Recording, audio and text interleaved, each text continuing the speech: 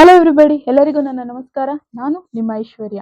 ಈ ವಿಡಿಯೋದಲ್ಲಿ ಮದುವೆ ಆಗಿರೋರು ನೀವು ನಿಮ್ಮ ಟ್ವಿನ್ ಫ್ಲೇಮ್ ಜರ್ನಿಯನ್ನ ಹೇಗೆ ಕಂಪ್ಲೀಟ್ ಮಾಡ್ಬೋದು ಅನ್ನೋದನ್ನ ಈ ವಿಡಿಯೋದಲ್ಲಿ ತಿಳ್ಕೊಳ್ಳೋಣ. ನಾನು ಇಷ್ಟು ದಿನ ಕೇವಲ ಸಿಂಗಲ್ ಯಾರಿದ್ದಾರೆ ಅವ್ರಿಗೆ ಮಾತ್ರನೇ ನಾನು ಸಪೋರ್ಟ್ ಮಾಡ್ತೀನಿ ಅಂತ ನನ್ನ ತುಂಬ ವಿಡಿಯೋಗಳಲ್ಲಿ ನಾನು ಹೇಳಿದ್ದೀನಿ. ನನ್ನ ನಿರ್ಧಾರ ಕೂಡ ಅದೇ ಆಗಿತ್ತು. ಆದರೆ ಇನ್ಮುಂದೆ ಮದುವೆ ಆಗಿರೋರಿಗೂ ಕೂಡ ನಾನು ಸಪೋರ್ಟ್ ಮಾಡಬೇಕು ಅನ್ನೋಂಥ ನಿರ್ಧಾರ ನಾನು ಮಾಡಾಗಿದೆ. ಯಾಕೆ ಅನ್ನೋದನ್ನ ಹೇಳ್ತೀನಿ. ಗುರು ಯಾವತ್ತು ತಂದೆ ಮತ್ತು ತಾಯಿಯ 2 ಸ್ಥಾನವನ್ನ ಸಮಾನವಾಗಿ ತಗೊಳ್ತಾರೆ. ಜವಾಬ್ದಾರಿಯಾಗಿ ತಗೊಂಡು ಅದನ್ನ ಶಿಷ್ಯನನ್ನ ಒಂದು ಮಗು ತರ ನೋಡ್ಕೊಳ್ತಾರೆ. ಇವನ್ ಅಪ್ಪ ಅಮ್ಮ ಯಾವತ್ತೂ ಕೂಡ ಒಂದ್ ಮಗುಗೊಂಥರ ಇನ್ನೊಂದ್ ಮಗುಗೊಂಥರ ಖಂಡಿತ ಮಾಡಲ್ಲ. ನಾನು ನನ್ನ ಇನ್ನರ್ ವರ್ಕ್ ಕಂಪ್ಲೀಟ್ ಮಾಡಿದ್ದೀನಿ. ಸ್ಪಿರಿಚುಯಲಿ ತುಂಬಾ ಮುಂದೆ ಬಂದಿದ್ದೀನಿ. ನಾನ್ ಕಲಿತಿದ್ದೀನಿ, ಕಲಿತಾನೇ ಇರ್ತೀನಿ. ಯಾಕೆಂದ್ರೆ ಸ್ಪಿರಿಚುವಲ್ ಜರ್ನಿ ಅನ್ನೋದು ಒಂದು ಕಂಪ್ಲೀಟ್ ಎಂಡ್‌ಲೆಸ್ ಪ್ರೊಸೆಸ್. ಸೊ, ನಾನ್ ಆಲ್ರೆಡಿ ತುಂಬಾ ಮುಂದೆ ಬಂದಿದ್ದೀನಿ. ನಿಮ್ಗಳಿಗೆ ಸರಿಯಾಗಿ ಗೈಡ್ ಮಾಡೋಷ್ಟು ಕ್ಲಾರಿಟಿ, ಕೆಪಾಸಿಟಿ ಎರಡೂ ನನ್ಗಿದೆ. ನಾನು ಯಾಕೆ ಮದ್ವೆ ಆಗಿರೋರ್ಗೆ ಸಪೋರ್ಟ್ ಮಾಡ್ತಾ ಇರ್ಲಿಲ್ಲ ಅನ್ನೋದನ್ನು ಕೂಡ ಇಲ್ಲಿ ಹೇಳ್ತೀನಿ. ಆಲ್ರೆಡಿ ಮದುವೆ ಆಗಿರೋಂಥ ಒಂದು ಸಂಸಾರ ನೋಡಿದ್ರೆ ಅದ್ರ ಪಾಪ ನನ್ ತಲೆಗ್ ಕಟ್ಕೊಳ್ಬೇಕಾ ಅಂತ ನಾನ್ ಅನ್ಕೊಂಡಿದ್ದೆ. ಯಾಕೆಂದ್ರೆ ನಾನ್ ಗೈಡೆನ್ಸ್ ಕೊಟ್ಟಿ ನಿಮ್ಗ್ ಒಳ್ಳೇದಾಯ್ತು ಅಂತಂದ್ರೆ ಅದ್ರಿಂದ ಬರೋಂಥ ಪುಣ್ಯ ಆದ್ರೂನು ನನ್ಗೆ ಬರುತ್ತೆ. ನಿಮ್ಗೇನಾದ್ರು ನಿಮ್ ಮನೆಯವ್ರು ಏನಾದ್ರು ಶಾಪ ಹಾಕಿದ್ರೆ ಅದು ಕೂಡ ನನಗೆ ಬಂದ್ ತಟ್ಟತ್ತೆ.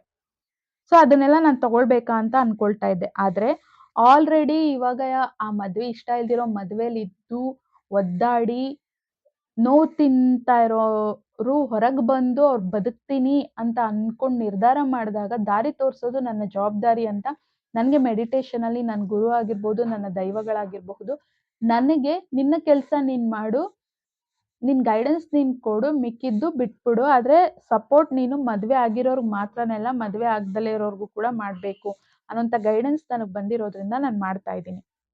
ಇವಾಗೆಲ್ಲ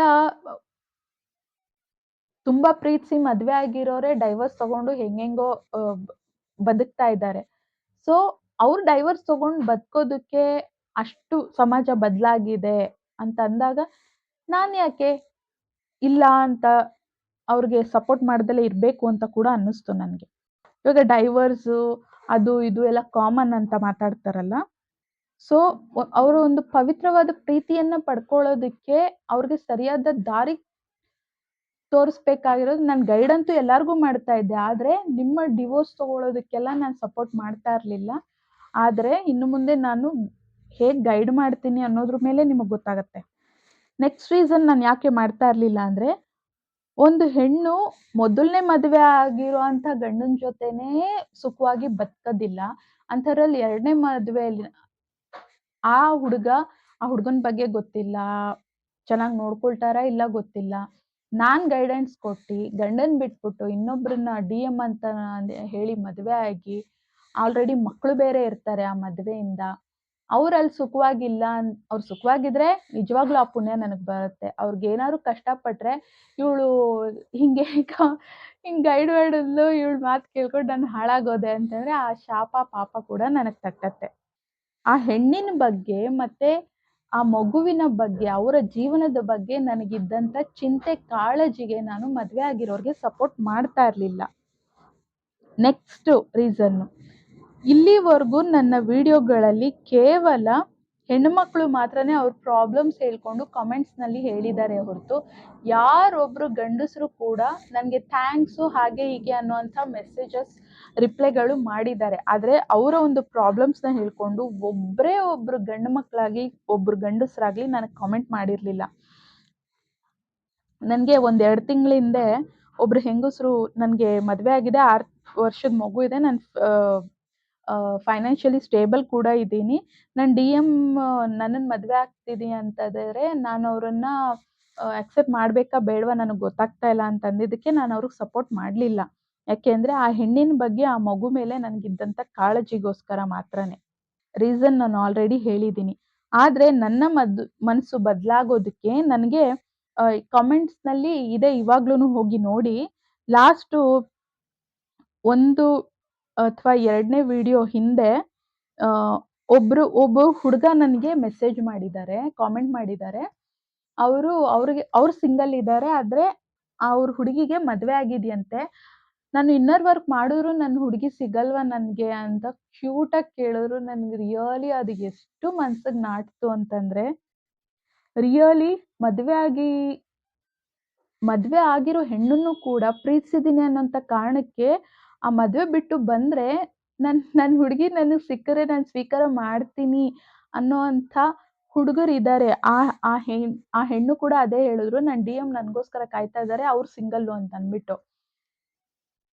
ಈಗ ಗಂಡಸರು ಕೂಡ, ಹುಡುಗರು ಕೂಡ ರೆಡಿ ಆಗ್ತಾ ಇದ್ದಾರೆ ಅಂತಂದಾಗ, ಕಂಪ್ಲೀಟ್ಲಿ ಸಪೋರ್ಟ್ ಮಾಡ್ಬೇಕಾಗಿರೋದು ನನ್ ಕರ್ತವ್ಯ ಅಂತ ಆ ಹುಡುಗನ ಕಮೆಂಟ್ ನನ್ ಮನ್ಸಿಗೆ ಅಷ್ಟು ನಾಟ್ತು. ಅದಕ್ಕೋಸ್ಕರ ಮದ್ವೆ ಆಗಿರೋರ್ಗೂ ಇನ್ಮೇಲೆ ಕಂಪ್ಲೀಟ್ಲಿ ಸಪೋರ್ಟ್ ಮಾಡ್ತೀನಿ. ಆದ್ರೆ ನಿಜವಾದ ಪ್ರೀತಿ ಪಡಿಬೇಕು ಅಂದ್ರೆ ಒಂದು ಯುದ್ಧನೇ ಮಾಡ್ಬೇಕಾಗತ್ತೆ. ಮೊದಲು ನಿಮ್ಮ ಜೊತೆ, ಆಮೇಲೆ ನಿಮ್ಮ ಮನೆಯವ್ರ ಜೊತೆ, ಸಮಾದದ ಸಮಾಜದ ಜೊತೆ ಕೂಡ. ನೀವು ಮದ್ವೆ ಆಗಿರ್ಲಿ, ಆಗಿಲ್ದಲೇ ಇರ್ಲಿ, ಈ ಯುದ್ಧ ನೀವು ಮಾಡ್ಲೇಬೇಕಾಗತ್ತೆ. ಅದ್ರಲ್ಲೂ ಟ್ವಿನ್ ಫ್ಲೇಮ್‌ನ ಪಡಿಬೇಕು ಅಂತಂದ್ರೆ ಇದು ತುಂಬಾನೇ ದೊಡ್ಡದು. ನಿಮ್ಮೊಳಗೆ ನಿಮ್ಗೆ ಲಾಟ್ಸ್ ಆಫ್ ಫೈಟ್ ಮಾಡ್ಬೇಕಾಗತ್ತೆ. ಅದ್ರಲ್ಲೂ ನೀವು ಮದ್ವೆ ಆಗಿರೋ ಹುಡುಗಿನೋ, ಹುಡುಗನ್ನೋ ಮದ್ವೆ ಆಗ್ತೀನಿ ಅಂತಂದ್ರೆ, ನಿಮ್ ಮನೆಯವ್ರು ಫಸ್ಟು ನಿಮ್ಗ್ ಸಪೋರ್ಟ್ ಮಾಡ್ತಾರಾ ನೋಡಿ. ನಿಮ್ಮ ಫ್ರೆಂಡ್ಸೇ ನಿನ್ಗೆ ಅವಳ ಮದ್ವೆ ಆಗ್ದಲೇ ಇರೋ ಹುಡುಗಿ ಅಂದ್ರೆ ಓಕೆ. ಮದ್ವೆ ಆಗಿರೋರ್ ಮೇಲೆ ನಿನಗ್ ಪ್ರೀತಿ ಏನು? ನಿಜವಾಗ್ಲೂ ನಿಂದು ಪ್ರೀತಿನ ಇನ್ನೇನಾದ್ರೂನಾ? ಅನ್ನುವಂಥ ತಪ್ಪು ಕಲ್ಪನೆ, ತಪ್ಪು ಭಾವನೆಯಲ್ಲೇ ಫಸ್ಟು ಮಾತಾಡೋದು. ಪ್ರತಿಯೊಬ್ರಿಗೂ ನಿಮ್ಮ ಪ್ರೀತಿ ಪವಿತ್ರವಾದದ್ದು ಅನ್ನುವಂಥ ಭಾವನೆ ಅವರಲ್ಲಿ ಮೂಡೋ ಹಾಗೆ ನೀವು ಬದುಕ್ ತೋರಿಸ್ಬೇಕಾಗತ್ತೆ. ವಯಸ್ಸಿನ, ಅಂದದ ಅಥವಾ ದೇಹದ ಆಸೆ ಅಲ್ಲ ನಂದು. ನನ್ನ ಪ್ರೀತಿ ಮನಸ್ಸಿಗೆ, ಆತ್ಮಕ್ಕೆ ಸಂಬಂಧಿಸಿದ್ದು ಅನ್ನೋಂಥ ಅರಿವು ಅವ್ರಿಗೆ ನೀವು ಮೂಡಿಸ್ಬೇಕಾಗತ್ತೆ. ಅದು ನೀವು ಸಂಪೂರ್ಣವಾಗಿ ಪವಿತ್ರವಾಗಿ, ನಿಮ್ಮ ಪ್ರೀತಿ ಪವಿತ್ರವಾಗಿದ್ರೆ ಮಾತ್ರನೇ ಅದನ್ನ ಅವ್ರಿಗೆ ನೀವು ತಿಳಿಸೋಕ್ಕಾಗೋದು. ನಿಮ್ಮ ಜೊತೆ, ನಿಮ್ಮವ್ರ ಜೊತೆ ಮಾಡುವಂಥ ಈ ಯುದ್ಧವನ್ನ ಪ್ರೀತಿಯಿಂದಾನೇ ಗೆಲ್ಬೇಕಾಗತ್ತೆ. ಆದ್ರೆ ಅದನ್ನ ಹೇಗೆ ಗೆಲ್ಬೇಕು ಅನ್ನೋಂಥ ಕಂಪ್ಲೀಟ್ ಗೈಡೆನ್ಸ್ ನಾನ್ ಕೊಡ್ತೀನಿ. 100% ನಾನು ನಿಮ್ಗೆ ಹೆಲ್ಪ್ ಮಾಡ್ತೀನಿ. ನೆಕ್ಸ್ಟ್ ಬಂದು ಭಗವಂತ ಆಗ್ಲಿ, ಗುರು ಆಗ್ಲಿ ಎಲ್ಲರಿಗೂ ಒಂದೇ ರೀತಿ ಪಾಠ, ಒಂದೇ ರೀತಿ ಆಶೀರ್ವಾದನ ಕೊಡ್ತಾರೆ. ಆದ್ರೆ ಅದು ಶಿಷ್ಯನ ಮೇಲೆ, ಭಕ್ತರ ಮೇಲೆ ಇರತ್ತೆ. ನೀವ್ ಅದನ್ನ ಎಷ್ಟ್ರ ಮಟ್ಟಿಗೆ ತಗೊಂಡು ನಿಮ್ ಲೈಫ್‌ನಲ್ಲಿ ಸಕ್ಸಸ್ ಆಗ್ತೀರಾ ಅನ್ನೋಂಥದ್ದು. ಉದಾಹರಣೆಗೆ ಎಲ್ಲರೂ ಸ್ಕೂಲ್‌ಗೆ ಹೋಗಿದೀವಲ್ವಾ? ಟೀಚರು ಎಲ್ಲಾರ್ಗೂ ಒಂದೇ ಪಾಠನೇ, ಒಂದೇ ರೀತಿ ಪಾಠನೇ ಮಾಡಿರೋದು. ಆದ್ರೆ ಕೆಲವ್ರು ಫಸ್ಟ್ ರ್ಯಾಂಕ್ ಎಲ್ಲ ಏನಕ್ ಬರ್ತಾರೆ? ಕೆಲವ್ರು ಆವರೇಜಲ್ಲಿ ಪಾಸ್ ಆಗ್ತಾರೆ, ಕೆಲವ್ರು ಫೇಲ್ ಆಗ್ತಾರೆ. ಏನಕ್ ಹಾಗೆ? ಟೀಚರ್ ಎಲ್ಲಾರ್ಗೂನು ಬೇರೆ ಬೇರೆ ಪಾಠ ಮಾಡಿ ಕೂರ್ಸಿ ಮಾಡಿರ್ಲಿಲ್ಲ ಅಲ್ವಾ? ಆದ್ರೆ ಸ್ಟೂಡೆಂಟ್ಸ್ ಮೇಲೆ ಇರತ್ತೆ. ನೀವು ಆ ಪಾಠವನ್ನ ಎಷ್ಟ್ರ ಮಟ್ಟಿಗೆ ಕೇಳಿಸ್ಕೊಂಡ್ರಿ, ಎಷ್ಟ್ರ ಮಟ್ಟಿಗೆ ಓದಿದ್ರಿ, ಎಷ್ಟ್ರ ಮಟ್ಟಿಗೆ ನೀವು ಅದನ್ನ ಕಲ್ತ್ರಿ, ಕಲ್ತಿದ್ದನ್ನ ಪರೀಕ್ಷೆ ಎಷ್ಟ್ರ ಮಟ್ಟಿಗೆ ಕೊಟ್ರಿ ಅನ್ನೋದ್ರ ಮೇಲೆ. ಅದ್ರ ಮೇಲೆ ಅಲ್ವಾ ರಿಸಲ್ಟ್ ಬರೋದು? ಅಂಥದ್ರಲ್ಲಿ ಈ ಪವಿತ್ರವಾದ ಪ್ರೀತಿನ ನೀವು ಪಡೆಯೋದಕ್ಕೆ ನಿಮ್ಮೊಳಗೆ ಇಂಚಿಂಚು ನೀವು ನಿಮ್ಮನ್ನ ನೀವು ಕೆತ್ಕೊಳ್ಬೇಕಾಗತ್ತೆ. ಶಿಲ್ಪಿ ಮೂರ್ತಿನ ಕೆತ್ತಲ್ವಾ? ಹಾಗೆ. ಅಷ್ಟು ಹುಳಿ ಇಟ್ಟು ಪ ಅದಕ್ಕೆ ಬಿದ್ದ ಮೇಲೇನೆ ಅದು ಶಿಲ್ಪಿ ಮೂರ್ತಿ ಆಗೋದು. ಅದು ದೇವಸ್ಥಾನದಲ್ಲಿ ಗರ್ಭಗುಡಿಲಿಟ್ಟು ಪೂಜೆ ಮಾಡೋದು.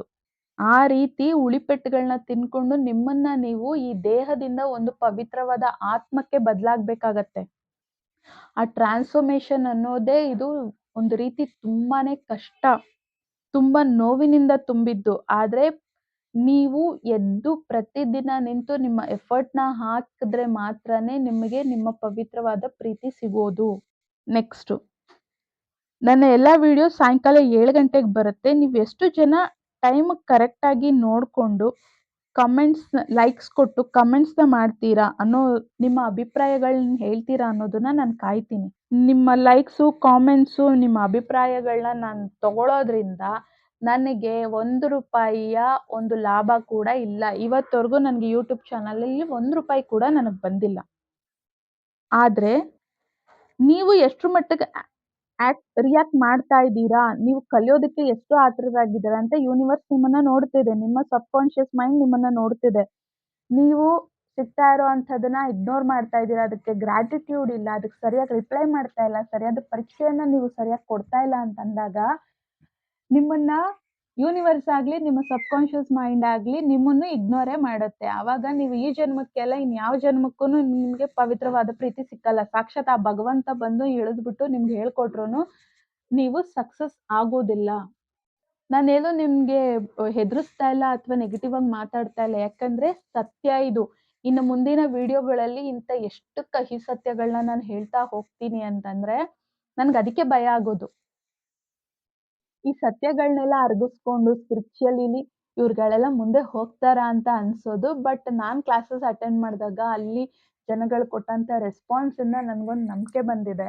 ಅಂಡ್ ಆ ಹುಡ್ಗ ಮಾಡಿದ ಕಮೆಂಟ್ ಮದ್ವೆ ಆಗಿರೋರ್ಗೂ ಕೂಡ ಸಪೋರ್ಟ್ ಮಾಡ್ಬೇಕು ಅನ್ನೋಂಥ ಮನಸ್ಸು ಕೊಟ್ಟಿದೆ ನನ್ಗೆ. ನೀವು ಲೈಕ್ಸು, ಕಮೆಂಟ್ಸ್ ಮಾಡೋದ್ರಿಂದ, ರಿಪ್ಲೈ ಮಾಡೋದ್ರಿಂದ ನಿಮ್ಮ ಸಬ್ಕಾನ್ಷಿಯಸ್ ಮೈಂಡು ಓಹ್! ಈತ ಅಥವಾ ಈಕೆ ತುಂಬಾ ಸೀರಿಯಸ್ ಆಗಿದ್ದಾರೆ. ಇವ್ರಿಗೆ ಹೆಲ್ಪ್ ಮಾಡ್ಬೇಕು ಅಂತ ನಿಮ್ ಒಳಗಿಂದ ಬರುತ್ತೆ. ನೀವು ಏನ್ ಸಾಧಿಸ್ಬೇಕು ಅಂತ ಅನ್ಕೊಂಡಿದೀರಾ, ಅದನ್ನ ಸಾಧಿಸೋದಕ್ಕೆ ಬೇಕಾದಂತ ಶಕ್ತಿ, ವಿದ್ಯೆ, ಜ್ಞಾನ ಎಲ್ಲ ನಿಮ್ಗೆ ನಿಮ್ ಒಳಗಿಂದ ಬರುತ್ತೆ. ನೀವು ಲೈಕ್ಸು, ಕಮೆಂಟ್ಸು ಇದನ್ನೆಲ್ಲ ಮಾಡೋದ್ರಿಂದ ಲಾಭ ನಿಮ್ಗೆ ಹೊರತು ನನಗ್ ಖಂಡಿತ ಅಲ್ಲ. Subconscious mind is participation mind. ನೀವು ಪಾರ್ಟಿಸಿಪೇಟ್ ಮಾಡಿದ್ರೆ ಮಾತ್ರನೇ ನಿಮ್ ಸಬ್ಕಾನ್ಷಿಯಸ್ ಮೈಂಡ್ ಆಕ್ಟಿವ್ ಆಗಿ ಕೆಲಸ ಮಾಡುತ್ತೆ. ಅದು ಕೆಲಸ ಮಾಡಿದ್ರೆ ಮಾತ್ರನೇ ನೀವು ಸಕ್ಸಸ್ ಆಗೋದಕ್ಕೆ ಸಾಧ್ಯ. ನಿಮ್ಮ ಕಮೆಂಟ್ಸ್ ನೋಡಿದಾಗ ನನ್ಗೊಂದು ಪ್ರಯೋಜನ ಏನ್ ಗೊತ್ತಾ? ನಾನ್ ಕಲಿಸ್ತಾ ಇರೋದನ್ನ ಕಲಿತಾ ಇದ್ದಾರೆ, ಉತ್ಸಾಹದಿಂದ ಕಲಿತಾ ಇದ್ದಾರೆ ಅಂತಂದಾಗ ನನ್ಗೂ ಉತ್ಸಾಹದಿಂದ ಕಲಿಸೋ ಅಂತ ಒಂದು ಪ್ರೇರಣೆ ಬರುತ್ತೆ. ನನ್ಗೊಂದು ಆಸೆ ಬರುತ್ತೆ. ನೀವು ಕಮೆಂಟ್ಸ್ ಮಾಡ್ಲಿ, ಮಾಡ್ದಲೇ ಇರ್ಲಿ, ಇದು ನನ್ನ ಕರ್ತವ್ಯ, ನನ್ನ ಧರ್ಮ, ಇದು ನನ್ನ ಸೋಲ್ ಪರ್ಪಸ್. ನಾನು ಮುಂದಿನ ವಿಡಿಯೋಗಳು ಮಾಡ್ತಾ ಹೋಗ್ತೀನಿ. ಆದ್ರೆ ನೀವೆಷ್ಟ್ರ ಮಟ್ಟಕ್ಕೆ ತಗೊಳ್ತೀರಾ ಅನ್ನೋದು ನಿಮ್ಮ ಮೇಲೆ ಇದೆ.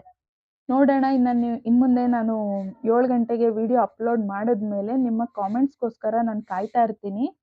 ಎಷ್ಟ್ರ ಮಟ್ಟಕ್ಕೆ ನೀವು ಕಲಿತಾ ಇದ್ದೀರಾ ಅನ್ನೋದನ್ನ ಅಬ್ಸರ್ವ್ ಮಾಡ್ತೀನಿ. So thanks for watching. ಎಲ್ಲರಿಗೂ ಒಳ್ಳೆಯದಾಗ್ಲಿ.